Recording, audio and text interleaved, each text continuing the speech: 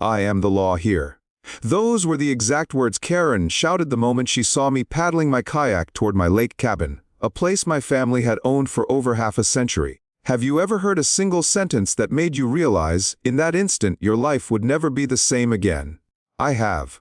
And it started with Karen's voice, sharp enough to slice through the calm of Willowbrook Lake.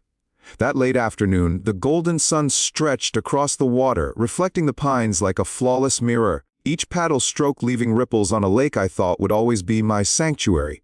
I'm Ethan Caldwell, a freelance software engineer who traded city chaos for the peace of my grandfather's cabin, seeking quiet mornings with coffee, mist rising from the water, and evenings casting lines under a sky painted with stars. But as I glided closer to the main dock, something made me pause. Karen, the newly crowned HOA president, stood at the center of a gathered crowd, her perfectly styled blonde hair catching the light, a designer suit sharper than the gaze she swept across the residents of Willowbrook. Behind her stood a large poster, Willowbrook Fishing Tourism Project. Projected revenue 500,000. While I caught phrases like development, a revenue streams, a property value boost. Then, like a thunderclap across still waters, I am the law here. She pointed straight at me, sitting calmly on my kayak. This man is trespassing on community property, obstructing progress. Dozens of eyes turned to me, weighing me down with silent judgment. I'm just heading home, I called back calmly, hoping to avoid escalation. But Karen wasn't there to listen. She raised her phone for the crowd to see. Calling the police. That was the moment I knew my piece was over.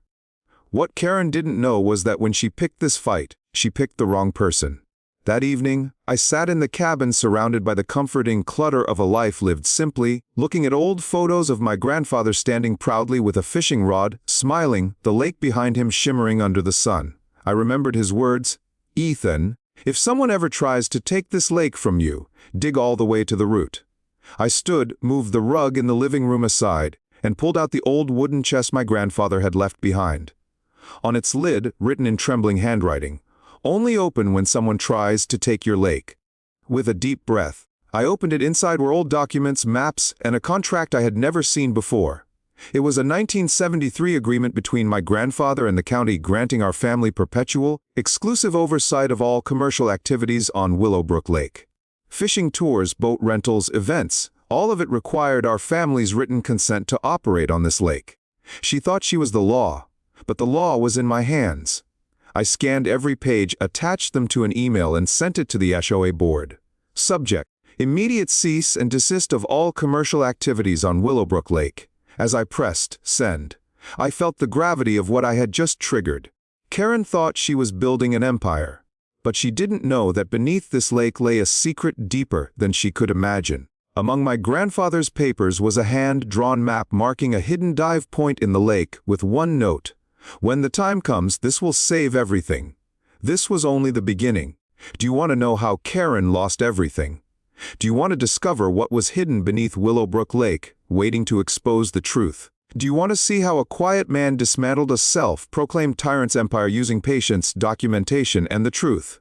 Stay tuned, because what Karen unleashed that day would soon become the biggest scandal Willowbrook had ever seen. I was sitting in Grandpa's old wooden chair, staring out at Willowbrook Lake lying still under the morning sun. My phone buzzed on the table, Jake Morrison's name flashing across the screen. "Ethan, have you heard the news this morning?" "I haven't even had my coffee yet, Jake. Karen is holding an emergency meeting at the community center about her so-called lake protection plan."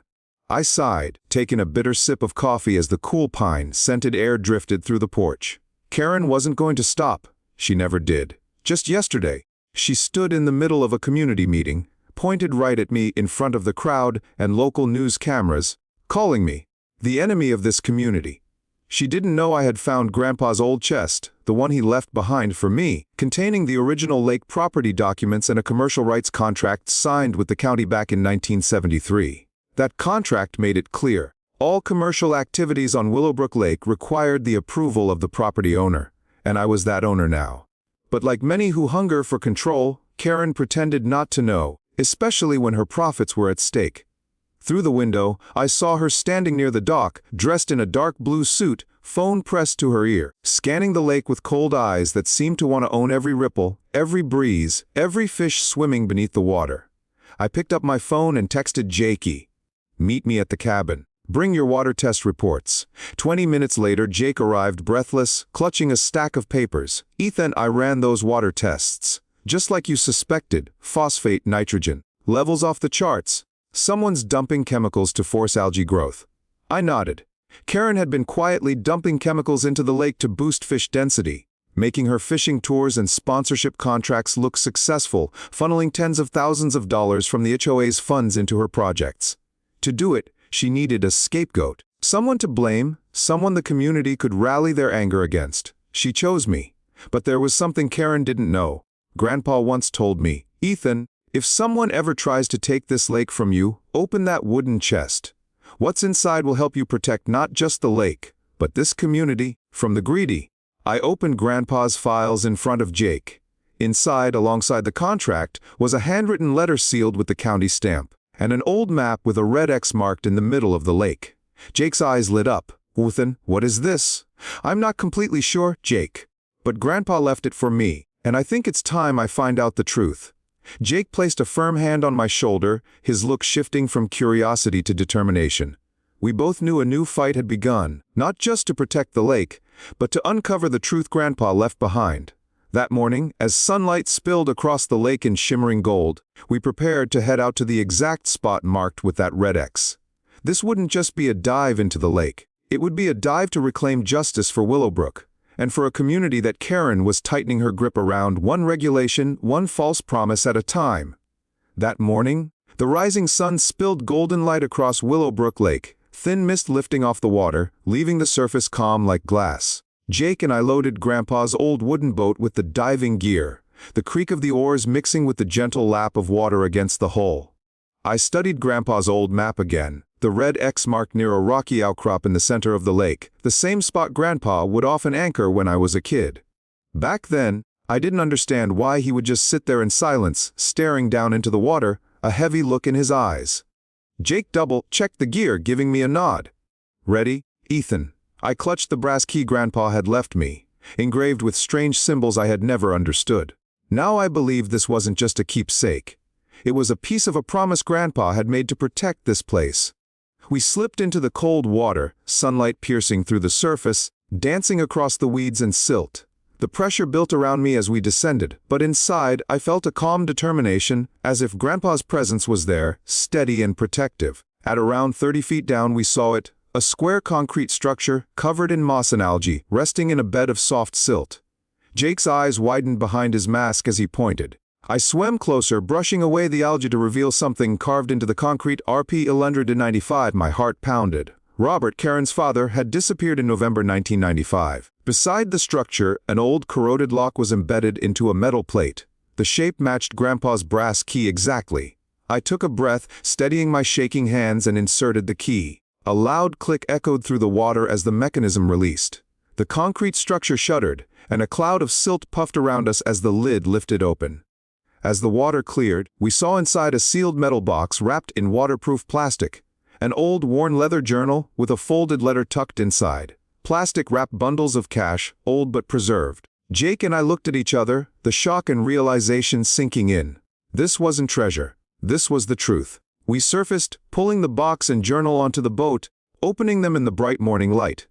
Inside the box was a small, waterproof tape recorder with a handwritten note. "If you're holding this, you're ready to know the truth." Robert's voice came alive from the recorder, deep and unsteady. I didn't run. I found the truth about the corruption draining Willowbrook, about the money stolen from this community, and I took it back so I could give it back. But they were ready to kill to keep their secrets. I glanced at Jake, whose pale face hid a glint of determination. Robert explained how money had been siphoned through fake contracts, rigged bids, and corrupt officials, how he had managed to recover the funds to return to the community.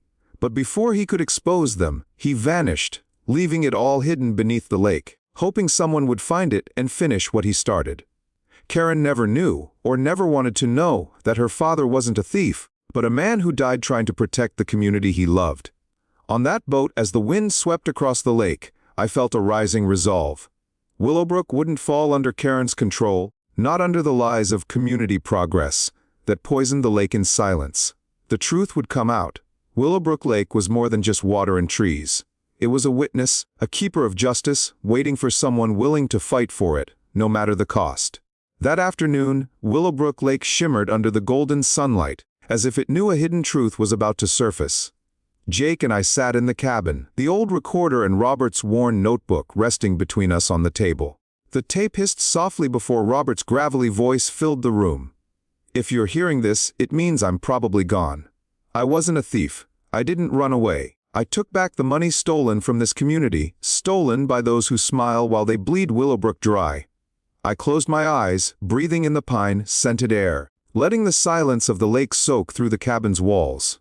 Outside, the breeze rustled the pine needles, sunlight filtering through in narrow beams across the floor. Robert spoke of discovering fraudulent contracts, local officials and HOA members who padded costs, siphoning community grants, selling public land under the guise of community improvement. He had quietly collected evidence, reclaimed the funds, and hidden them beneath the lake when he realized he was being watched. "My daughter, Karen, doesn't know what her father fought for." Robert's voice cracked. "If you hear this, Ethan, help her understand." I opened my eyes, locking eyes with Jake. "We can't keep this to ourselves." Jake nodded, his jaw tightening. "Are you ready?" I stood, walked to the old bookshelf, and pulled down Grandpa's 1973 contract, the documents granting commercial rights over the lake, alongside Robert's evidence. I knew it was time for Karen and the entire community to face the truth. The next morning, I sent an email to every Willowbrook resident with a single line, 9 a.m. today, at the community center, you will learn the truth about Willowbrook. This is your right. At 9 a.m., the community center overflowed. Families, retirees, people who had once looked at me with suspicion, now gathered, tense with anticipation. Local news crews were already setting up. Karen entered, wearing her sharp suit, her eyes cold but betraying a flicker of unease. She glanced at me before turning to her supporters with a practiced, tight smile. I walked to the front, holding the microphone, placing the old tape recorder on the table, pressing play. Robert's voice echoed across the hall, revealing secrets buried for decades, telling the community how their trust had been exploited for greed. The room fell silent. Eyes widened, mouths opened in shock. Anger sparked across faces as people realized they had been betrayed. I opened Robert's notebook and read aloud. "If Karen hears this, I want her to know her father didn't run from his responsibilities. I fought to protect this community, even if it cost me everything." Lifting Grandpa's 1973 contract high above my head, I spoke clearly. "This document proves Willowbrook Lake's commercial rights were granted to my family. No HOA, no fishing tourism deal, can operate here without my consent. Karen violated the law and the trust of every person in this room." Karen froze, her face draining of color, her lips trembling, panic flaring in her eyes. Voices erupted. "Karen, is this true? You stole from us. You lied to everyone." Karen stepped back, her gaze darting around the room, searching for allies, but finding only betrayed faces. I looked directly at her. "This was never just my fight, Karen. It's the community's. Willowbrook doesn't belong to your greed." She did not respond. Tears rolled down her cheeks, but I knew no tears could save her now. The meeting ended in a storm of whispers, accusations, and camera flashes as reporters rushed to capture the moment. Residents gathered, some comforting each other, others demanding accountability, all realizing they had the power to reclaim their home. That day, Karen lost her grip on Willowbrook, and for the first time in a long while, the community saw what it meant to fight for the truth, for the lake, for themselves. Karen stood frozen in the community center, her face pale, eyes darting as the people who once supported her now turned away. An elderly woman raised her trembling hand. "Karen, you told us to trust you. You said it was for the community. What about what your father left behind?" A middle-aged man twisted his cap in his hands, voice breaking. "I paid into the HOA fund, every dollar. Now tell us, Karen, where did that money go?" The room was filled with whispers, anger, and quiet sobs. Karen opened her mouth, but no words came out. Tears streaked down her cheeks, smudging her makeup under the harsh light of the news cameras, capturing every second she lost control, every crack in the power she had clung to. Marcus, her lawyer, stepped toward her, gently tugging her arm and whispering something urgently. Karen shook him off, her hands trembling, gripping the microphone before her voice finally cracked. I just wanted to fix my father's mistakes." Her voice was barely audible, dropping into the storm of the crowd's disapproval. Jake stood next to me, his eyes steady, and I gave his shoulder a reassuring squeeze. It was time to finish this. I took the microphone, scanning the room, letting silence command attention. Karen didn't act alone. Those who used power to steal from this community, to poison Willowbrook Lake for profit, will be held accountable. I raised the folder of Grandpa's documents and the cassette recording. We've turned over the evidence to the county sheriff, and I promise you all, justice will be served. Applause rippled through the room, hesitant at first, but growing as faces once filled with fear began to soften with cautious hope. Karen lowered her head, sobbing, as Marcus gently guided her out of the room. Outside, police lights flashed red and blue, reflecting on the lake's rippling surface as the sun began to set. Jake leaned over and whispered, "You did it, Ethan." I looked out toward Willowbrook Lake, the water shimmering under the final rays of daylight. But deep down, I knew the real fight was just beginning. To restore the lake's purity, to let children hear birdsong and see the water clear again, free from the poison of greed. To teach this community to stand up and protect what is theirs. I turned back to face them. Tomorrow we start over. We clean this lake, we rebuild trust, we will turn Willowbrook into the place Grandpa dreamed it could be. Faces around me nodded, tears, cautious smiles, quiet relief. In that moment, I knew Willowbrook belonged to those willing to protect it, not to those who only shouted, "Community," while hiding their greed. The next morning, I stood on the old dock where Grandpa once fished, watching the early light ripple across Willowbrook Lake. The breeze carried the scent of pine, and for a moment, I almost forgot how poisoned this lake had become under Karen's schemes. Jake walked up, carrying the water testing kit. "Levels are still high, Ethan. But if we stop the source, the lake can heal." I nodded. "We're going to make sure it does." We called for a community meeting, this time without Karen's rehearsed speeches or her promises of community progress. Just neighbors, some tired, some angry, but all of them ready to hear the truth. Standing in front of them, I held up Grandpa's old map, the one that led us to the underwater box Robert left behind. I told them everything. About Grandpa's guardianship of the lake, our dive to the bottom, and how we found the evidence Robert hid to expose corruption. An elderly woman stood up, eyes glistening. "My grandkids deserve to swim in this lake the way I did when I was their age." Clean, safe hours. Murmurs of agreement filled the hall. Jake stepped forward, projecting slides showing the lake's pollution before and after Karen's chemical dumps. The screen flashed. "It's not too late to save Willowbrook." I spoke clearly. "This lake doesn't belong to any single person. It belongs to every one of us who loves it enough to protect it." A young man raised his hand. "What do we do now, Ethan?" I looked around the room, seeing people ready to fight not with anger, but with action. "We start by shutting down all commercial operations, cleaning up the shoreline, removing debris and planting native plants to restore the banks. Jake will keep monitoring the water, and we will demand Karen's misused HOA funds to pay for this recovery." A ripple of applause spread, not the empty kind, but applause filled with commitment. That afternoon, we got to work. We dragged nets, pulled out bottles, fishing lines, and broken toys hidden beneath the water. We found old tires, plastic bags, and rusted cans, each piece tossed out by those who saw the lake as a trash bin. Laughter broke out when a boy found a small toy truck in the mud. An older man wiped sweat from his forehead and smiled, saying, "It's been too long since we did something that mattered together." As the sun set, painting the lake in soft pink and gold, I stood by the dock, watching gentle ripples spread across the water. I knew this was only the beginning, but for the first time in years, Willowbrook had a chance to breathe again. I remembered Grandpa's words. "Son, when the water is clear, people see themselves clearly too." I smiled, knowing that saving Willowbrook wasn't just about a lake. It was about restoring the spirit of a community that had been broken by greed. That morning, with the sunrise casting gold across the lake, Karen walked onto the dock alone. No entourage, no reporters, no lawyers. Just her holding a stack of papers, her steps hesitant. I was still wiping mud from my hands after helping neighbors clean the shoreline, watching as she approached. "Ethan," she said, her voice raspy. I was wrong. She held out the stack of documents, her hand trembling. Inside were the HOA's financial ledgers, shady contracts, receipts showing how she had used community funds to fuel her illegal fishing tourism scheme. "I didn't want it to end like this," she sighed, eyes red and tired. "I wanted to prove to my father I could turn Willowbrook into something better, but I chose the wrong way."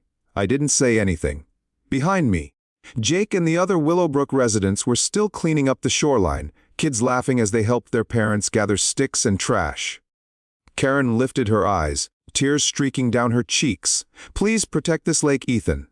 "Don't let my mistakes be what destroys it," I nodded. "I will." That day, we officially shut down all illegal commercial activities on Willowbrook Lake. The HOA funds were relocated to restore the ecosystem, plant native trees along the banks, and install natural water filtration systems. Jake lifted his water quality meter, grinning. "The water's clearing up, Ethan. We're doing it." That evening, I sat on the cabin steps, watching the lake mirror the stars. Grandpa once told me, "When you protect this lake, you're not just guarding water. You're preserving memories, community, and what's right." And I realized Willowbrook wasn't just a lake. It was a reminder that silence doesn't mean we accept injustice. Ordinary people can change their community. Truth can be buried, but it can never be killed. The next morning, the entire community gathered at the dock, raising a new sign that read, "Willowbrook, a community lake," to the sound of cheers. Children released baby fish into the water, adults placed floating plants to rebuild habitats, and together we stood there, witnessing Willowbrook coming back to life. If you've ever felt forced to step back in the face of injustice, remember, one person willing to stand up can change an entire community. If you love stories of justice, nature, and ordinary people standing against corruption, hit like, subscribe, and turn on notifications so you don't miss the next story.